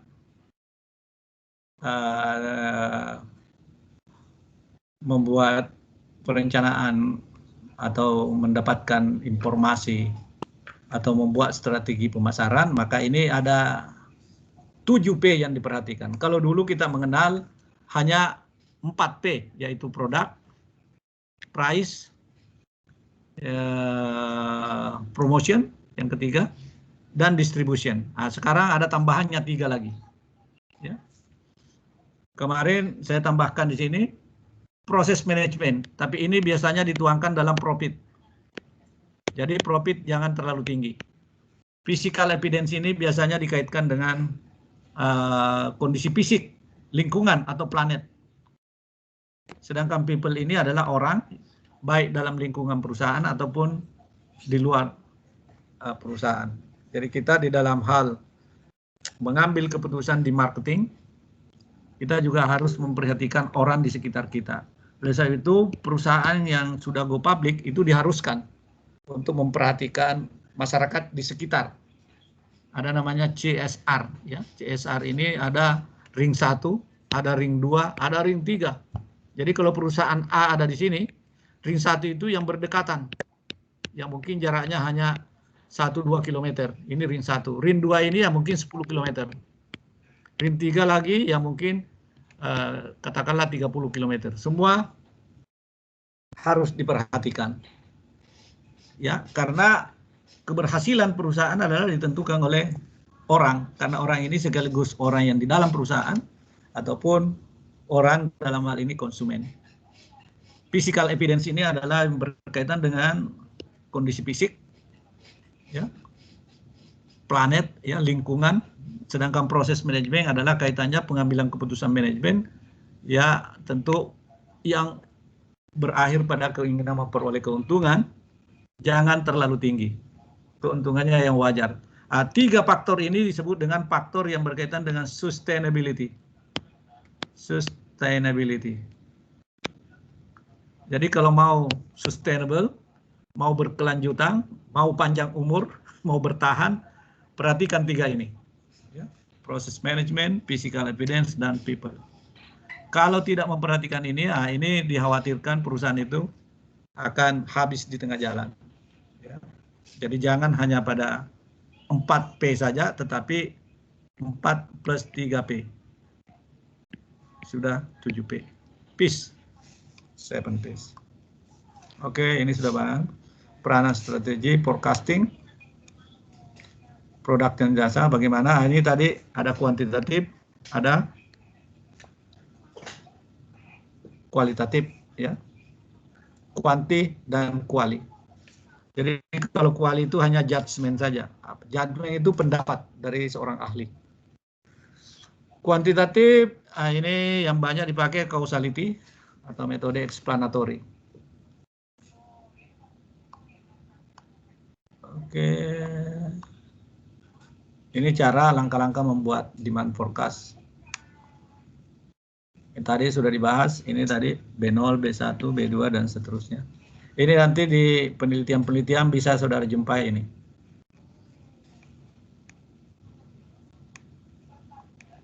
Oh ya, ini pengembangan produk tadi. Bagaimana supaya pemasaran jangan ke sini, jangan decline, tapi dia harus naik ke atas. Ya. Jadi pemasaran itu atau company life cycle atau product life cycle ini begini. Ada masa dia mengalami penurunan. Oleh sebab itu harus selalu ada pengembangan. Kapan dilakukan pengembangan? Jangan melakukan pengembangan di sini. Jadi kehidupan perusahaan itu sama dengan kehidupan manusia. Ya kita ini manusia. Kalau kita baru mulai bekerja atau kita masih mahasiswa, barangkali kita masih di sini. Ya, kita belum punya penghasilan, jadi rugi. Kita selalu hidup dari orang tua, selalu minta subsidi. Nah, ketika kita sudah mulai masuk pasar tenaga kerja, ya mulailah pas-pasan. Penghasilan kita tutup untuk hidup kita, bayar kos-kosan, makan sehari-hari, beli rokok, habis. Ya. Tapi ketika kita sudah mulai jadi dapat posisi, jadi manajer atau jadi asisten manajer, sudah mulai growth. Kemudian naik jadi direksi, penghasilan kita makin matang. Ya. Sudah bisa kita sekolah S1, bisa S2, S3, dan seterusnya. Tetapi ketika kita umur 56 tahun, dipensiunkan, tiba-tiba turun penghasilan kita. Bayangkan kalau direksi bisa terima katakanlah 70 juta, 50 juta atau 100 juta per bulan. Begitu dia pensiun, ya terima hanya 4 juta sampai 5 juta saja. Bahkan ada BUMN ya pensiunnya hanya 1 juta saja. Bayangkan kalau pensiunan 1 juta. Seorang manajer, ada teman saya waktu dia jadi manajer, dia dapat 20 juta. Begitu dia pensiun hanya dapat 1 juta saja. Jadi decline. Oleh sebab itu ya sebelum pensiun, disinilah dilakukan pengembangan. Oleh sebab itu banyak orang yang buat perencanaan bagaimana cara melakukan supaya pada saatnya kita decline di sini, pensiun mestinya sudah turun penghasilan kita, tapi masih naik. Ya karena kita melakukan pengembangan di sini. Jangan, ya tentu melakukan pengembangan macam-macam caranya orang. Jadi mungkin dia saving di sini atau dia melakukan investasi. Mungkin investasi dilakukan di sini, beli tanah kosong dulu yang murah-murah sesuai dengan daya belinya dia. Tapi pada saat menjelang pensiun baru dia investasi ini sudah mulai menghasilkan. Jadi mungkin di sini mulai saving dulu. Tapi setelah menjelang kira-kira dia pensiun, dia sudah mulai investasi. Jangan investasi setelah pensiun di sini. Tapi itu sudah mulai di sini. Investasi itu macam-macam. Bisa investasi beli tanah, properti, bisa juga investasi di sekolah. Jadi kalau mau pensiun ya mau sekolah, sekolahlah di sini pada saat kita masih bekerja. Ya, masa bekerja, tidak merasakan sibuk sekolah juga, Menjelang umur 56 tahun kita sudah doktor. Ya, begitu sudah doktor, sudah bisa mengajar di mana-mana, banyak bisa jadi konsultan, jadi apa. Jadi seharusnya di sini turun, tapi dia masih naik. Ya, ada juga orang memilih investasi di bidang politik. Jadi menjelang dia pensiun, dia sudah jadi pengurus partai politik. Dia menjadi anggota DPR, bahkan bisa jadi bupati. Ini hanya contoh saja. Jadi kehidupan manusia juga seperti ini. Jadi sebelum masa decline, lakukan pengembangan. Di mana melakukan pengembangan? Jangan di sini. Tapi lakukan pengembangan pada masa growth atau maturity. Ketika kita masih jaya. Ambil sekolah. Ini investasi. Investasi tentu macam-macam sesuai kemampuan. Ada orang investasi sesuai bidang keahlian. Bikin bengkel, bikin perusahaan, bikin minimarket, bikin kos-kosan, beli tanah, bikin kos-kosan, dan sebagainya, macam-macam. Ada yang investasi di sekolah. Sekolah ya harapannya begitu nanti sudah pensiun, ya jadi dosen mengajar kemana-mana. Jadi biasanya sibuk waktu pensiun, sebelum pensiun, begitu sudah pensiun lebih sibuk lagi. Itu true story, itu yang saya alami. Jadi setelah pensiun lebih sibuk dari waktu sebelum pensiun. Ini contoh saja bahwa perusahaan seperti itu.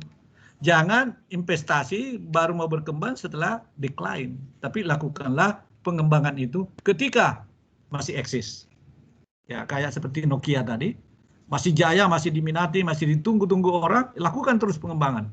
Tiap 6 bulan buat lagi. Sehingga sebelum 6 bulan biasanya orang menunda. Saya tunggu aja tuh setelah model baru keluar. Ya, setiap 6 bulan keluar. Oke. Ini yang lalu apa yang dilakukan oleh R&D, mencari hubungan antar variabel, memperbaiki produk, menemukan penggunaan baru dan seterusnya. Oke, nah ini contoh saja Airbus. Bagaimana Airbus melakukan R&D. Ya, mungkin semua sudah tahu Airbus ini dulu produknya bersaing dengan Boeing. Airbus itu dulu panjang hanya satu lantai 500. Di Boeing 747 juga 500. Sama-sama 500. Airbus juga 500. Tapi ini dulu satu lantai saja, panjang. Tapi kalau Boeing, dia bagian depannya berlantai 2. Jadi Boeing itu dia gemuk depannya. Kemudian bagian depannya ini ada beberapa lantai. Tapi kalau Airbus, dari ekor sampai kepala 2 lantai. Jadi ada tangga di belakang ini kalau kita mau naik di lantai 2. Di depan juga ada, di tengah juga ada. Kalau semua didesain untuk kelas ekonomi 1.000 orang. 1.000 orang. Tapi SQ dia hanya 700. Karena ada kelas bisnis. Kelas bisnisnya SQ ada 3. Yang paling tinggi, kalau di SQ itu, kelas bisnisnya ada 1 kamar 1 orang. Ya. Dan itu dijaga oleh 1 pramugari di depan pintunya. Dan itu tidak banyak. Mungkin yang masuk ke situ mungkin yang selevel presiden atau menteri. Saya kalau ke Eropa atau ke Amerika, ya saya suka cari ini karena harga tiketnya murah. Jadi kalau saudara ke Hong Kong aja itu ya, itu pakai Airbus A380, cari jadwalnya, itu harganya pasti lebih murah. Kenapa? Karena dia secara cost, dia kalau tidak terpenuhi rugi dia. Jadi supaya dia terpenuhi seatnya itu, ya dia memberikan diskon. Tapi jangan beli tiket di kantornya SQ, belinya di agent. Ya. Dia waktu di launch ya diundang dari mitranya semua Airbus karena ini yang mesinnya dibuat di Rolls-Royce di Derby ya. Waktu itu dijanjikan 2 tahun, waktu di launch pertama 2 tahun akan beroperasi. Dan sudah diumumkan juga bahwa yang sudah pesan 6 produk pertama, 6 unit adalah SQ. Yang lain belum berani pesan, tapi SQ berani mengambil pesan. Mengambil, langsung dia pesan produk pertamanya 6 unit. Begitu 2 tahun 6 unit semua dikuasai oleh SQ. Makanya di situ dulu mulai pasarnya SQ luar biasa. Banyak orang hanya naik pesawat dari antar benua hanya untuk merasakan ini. Jadi SQ waktu itu ya memang mahal awal-awalnya. Tapi setelah itu sudah normal pasar, dia turunkan harganya. Nah, ini waktu di apa? Waktu di produknya sudah selesai, saya juga hadir waktu itu di Derby ya tempatnya. Yang sudah punya ini Emirat. Ini di Singapura ada 6 unit dia punya sampai sekarang.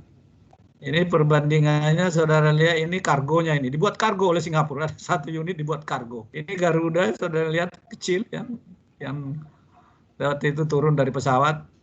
Begitu turun pesawat dia kalau di Changi kan bisa kita lihat ke bawah. Lihat berdampingan dengan Airbus A380 ya dia. Ini muatnya kan 250. Kalau muatnya ini 1.000 orang. Nah, ini waktu di Rolls-Royce di pabriknya. Ini mesinnya dipamerkan waktu itu. Ini udah lama ini mesin. Ini mesinnya Rolls-Royce. Ini mesinnya Airbus. Saya beruntung waktu itu karena direksi semua pada sibuk, ya saya yang ditugasi mewakili direksi. Oke, saya kira waktu kita sudah cukup, saudara-saudara. Pas ya, 1 menit lagi. Ya, Pak. Silakan Pak Teguh, siapa yang temannya yang mau presentasi, saya share ya. Oke Pak. Silakan kelompok 1. Bentar. Siapa yang presentasi? Kelompok 1 itu Pak Maman Sulaiman, Pak Wahyu Prihatnala, Pak Aditya Dwi, sama Pak Muhyiddin. Oke, udah tuh Pak, silakan. Oke, jadi saya minta karena ini saya nilai supaya semua berkontribusi ya. Jadi semua anggota tim berkontribusi. Nanti setelah itu mungkin saya menambahkan penjelasan. Silakan.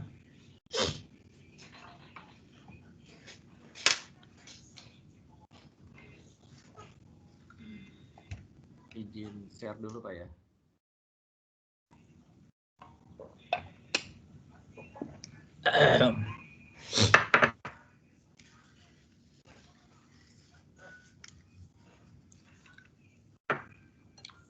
Baik, sudah terlihat Pak ya? Udah.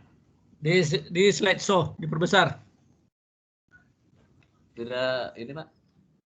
Prof. Udah. Nggak bisa diperbesar lagi ya? Nggak bisa ya? Ya udah cukup. Silakan Mas Adit.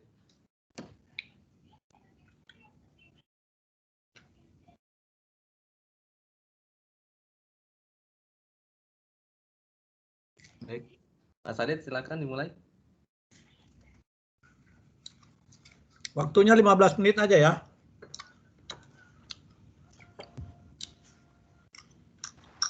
Halo. Nah, silakan.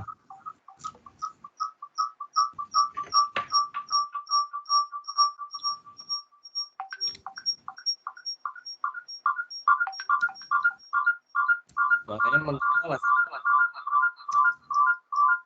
Ada yang pakai 2 komputer. Iya. Matikan 1. Oke, Pak. Ada mungkin pakai HP, pakai komputer juga. Baik Pak, saya ingin menjelaskan kami dari kelompok 1 ada saya. Ini siapa ini yang bicara? Biar saya catat. Saya Aditya Pak, Aditya Dwi Septian Pak. Perkenalkan diri kalau bicara ya, supaya saya bisa catat.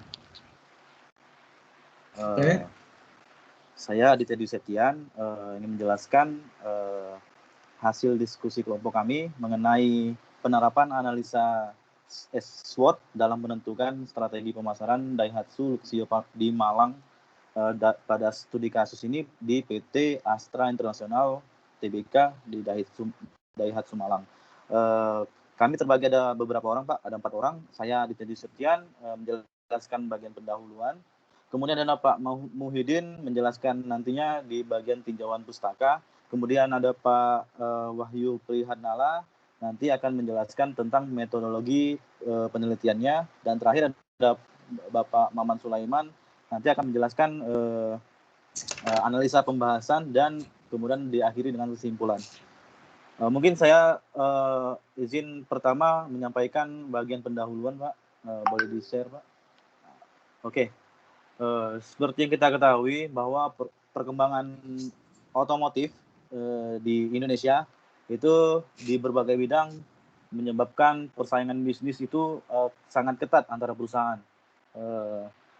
Persaingan tersebut juga sangat rentan terjadi karena setiap eksis di pasar mencari laba yang maksimal tentunya mencapai visi misi dan perusahaan. Di ruang lingkup perusahaan itu merupakan salah satu kunci untuk mencapai visi misi perusahaan. Di antaranya ada beberapa faktor internal dan eksternal.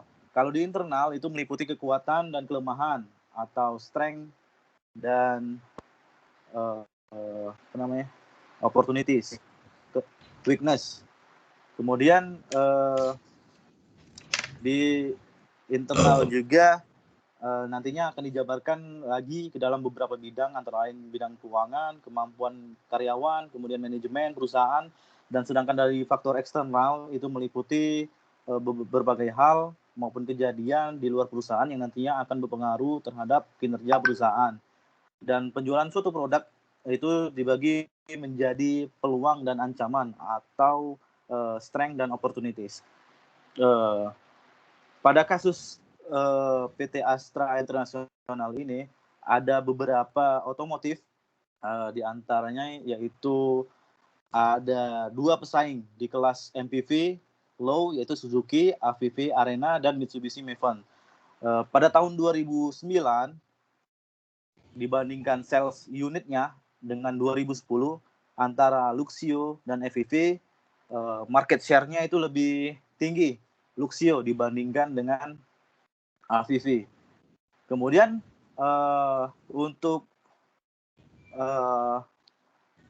dari segi pertumbuhan itu AVV itu nilainya lebih baik, Luxio itu lebih baik dibandingkan AVV. Dengan peluang pasar yang tinggi dan segmen pasar yang sangat potensial di Luxio itu bisa akan menyebabkan bertumbuhnya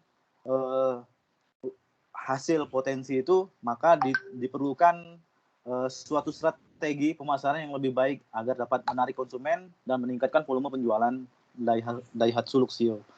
Dari sini strategi itu yang intinya nantinya harus dapat dimaksimalkan dengan memiliki kekuatan dan peluang yang dimiliki oleh Daihatsu Luxio itu. Kemudian namun yang di saat yang sama juga pastinya dapat juga bisa kita minimalkan kelemahan dan ancaman yang dimilikinya nanti.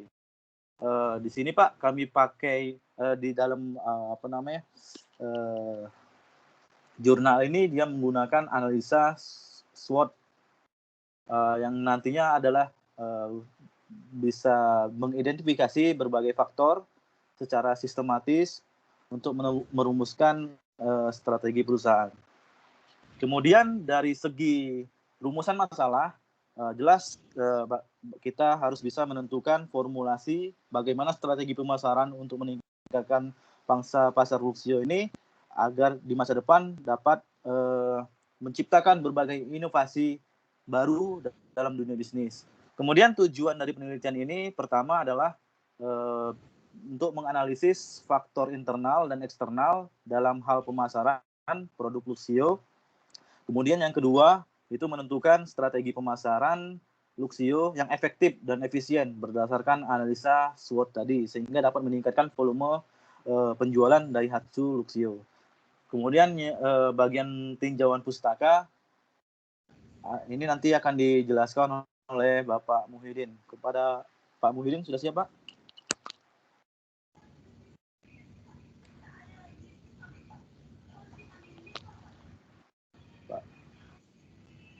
Halo Pak Muhyiddin.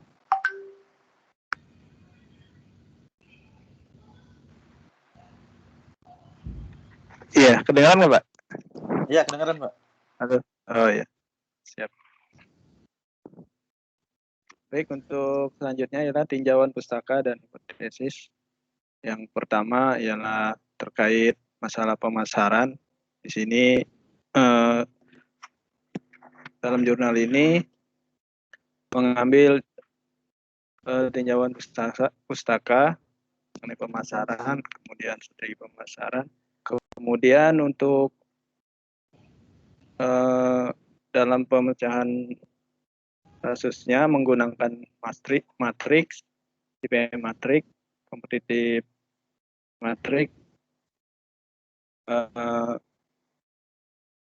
Dari situ kemudian ada analisanya Pak, menggunakan analisa SWOT yang terdiri dari uji kecukupan data, kemudian diuji validitas, kemudian uji reliabilitas. Selanjutnya proses analitik hierarki proses menggunakan matrik faktor strategi internal dalam menentukan persaingan pasar. Kemudian dari faktor eksternal juga ada juga. Kemudian matrik internal eksternal.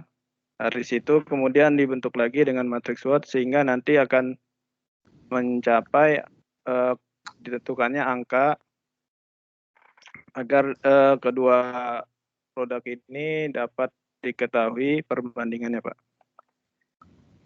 Kemudian selanjutnya pembahasan lebih lengkapnya nanti disampaikan oleh Pak Maman. Silakan Pak. Oke, baik, terima kasih. Terkait metode penelitian kita perkenalkan Pak Maman Sulaiman. Jadi terkait metode penelitian, jadi kita mempunyai data primer ya, berupa kuesioner dan juga wawancara dari para pengisi untuk mengisi datanya, lalu juga ada data sekunder. Kita berdasarkan dari studi pustaka yang mengenai manajemen pemasaran dan yang lain-lain, termasuk juga data-data dokumenter terkait pengambilan sampel dari kuesioner maupun wawancara. Dalam penelitian dan pembahasan terkait materi faktor strategi internal gitu kan, kita punya faktor yang harus kita periksa yaitu di sisi kekuatan dan kelemahan gitu kan. Jadi ada 14 faktor untuk sisi kekuatan maupun 4 faktor sisi kelemahan. Dengan bobot yang nanti akan kita nilai adalah 1.0 gitu kan, dengan rating di antara 1 sampai 4. Nah, dari terkait bobot dan versus rating gitu kan, angka tertinggi adalah angka yang paling dominan gitu kan, dimana untuk kekuatan sisi internalnya bahwa produk Luxio memiliki kabin luas gitu, dengan poin yang cukup besar 0,226, dan juga yang cukup besar juga adalah memiliki performa yang bagus dan irit untuk teknologi VVTi dan DOHC gitu kan. Adapun kelemahannya di sisi internal, tenaga pemasaran dari Luxio itu kurang aktif gitu kan. Jadi di sini didapatlah poinnya angka 1,017. Nah, dari total semuanya kita dapatkan angkanya adalah 3,474. Ini yang menjadi dasar nanti penentuan angka matriks faktor strategi internal.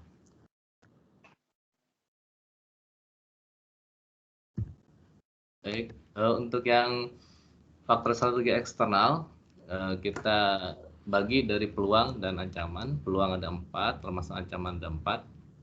Mana bobot yang paling tinggi di peluang itu adalah memiliki pasar yang potensial untuk bertumbuh. Jadi bobotnya 0,9, dan sisi ancamannya yang paling besar adalah adanya kompetitor sejenis, yaitu 1.2 gitu kan. Sehingga dari total faktor strategi eksternal didapatlah poin 3,7. Nah, ini yang kita dapatkan dari hasil matriks faktor strategi eksternal. Lalu dari kedua matriks tersebut kita gabungkan, yaitu matriks internal dan eksternal, gitu. Kita totalkan dengan skornya. Tadi skornya kurang lebih 3,7 dan 3,4.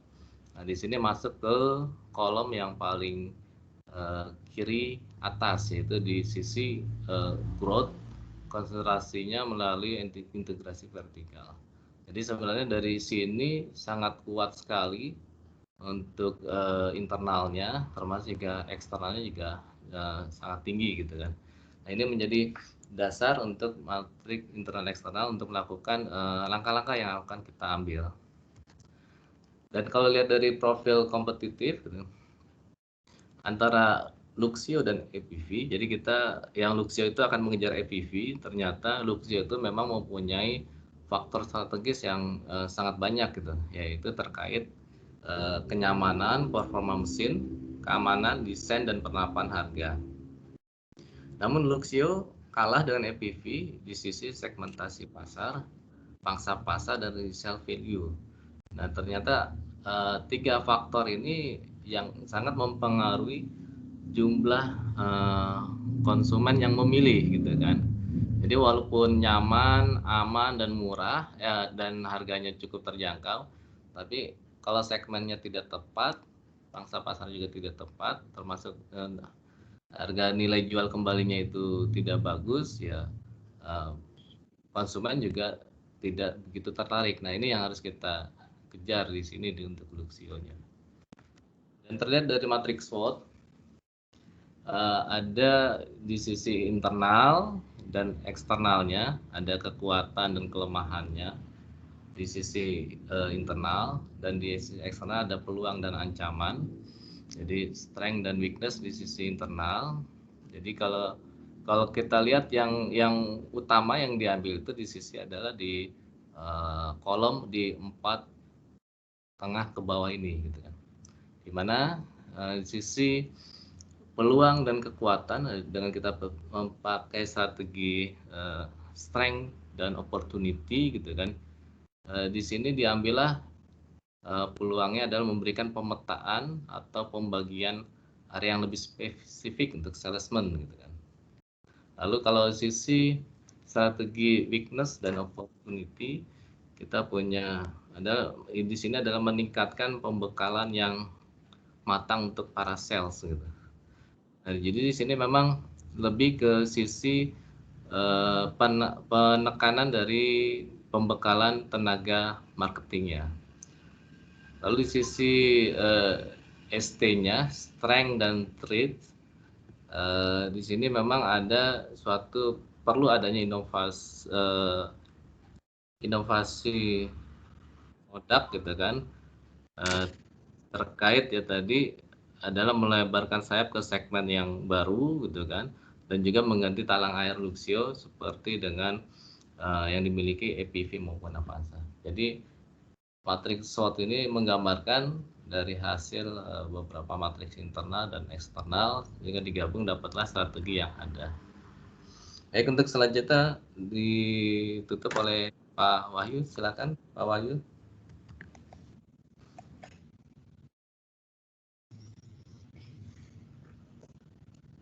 Pak Wahyu.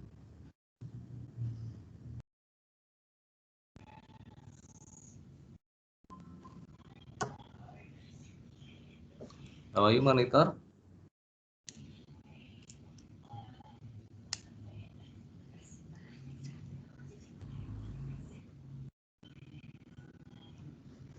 Oke.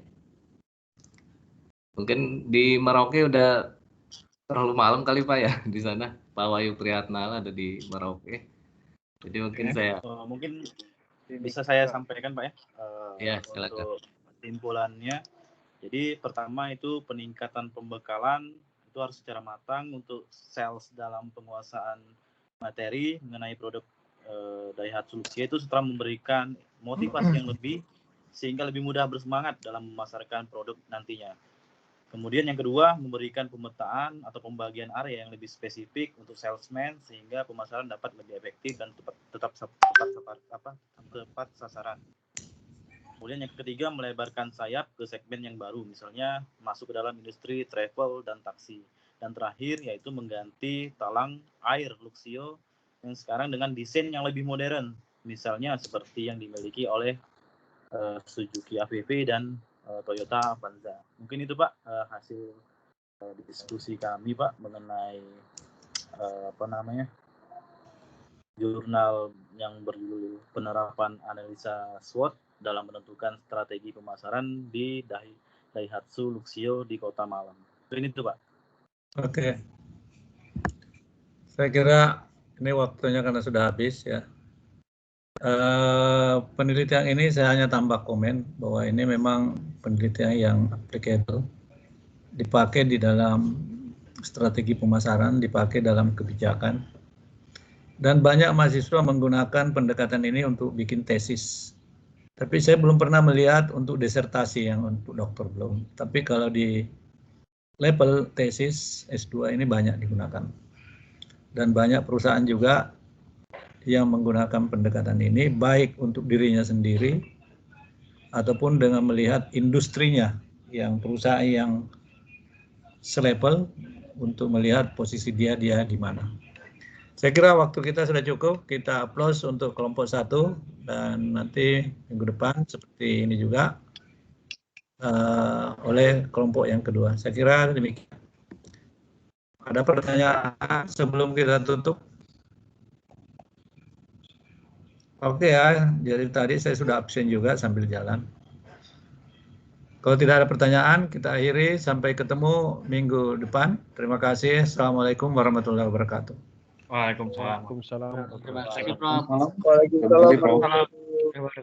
Terima kasih, Prof. Terima kasih. Terima kasih Prof. Assalamualaikum warahmatullahi wabarakatuh.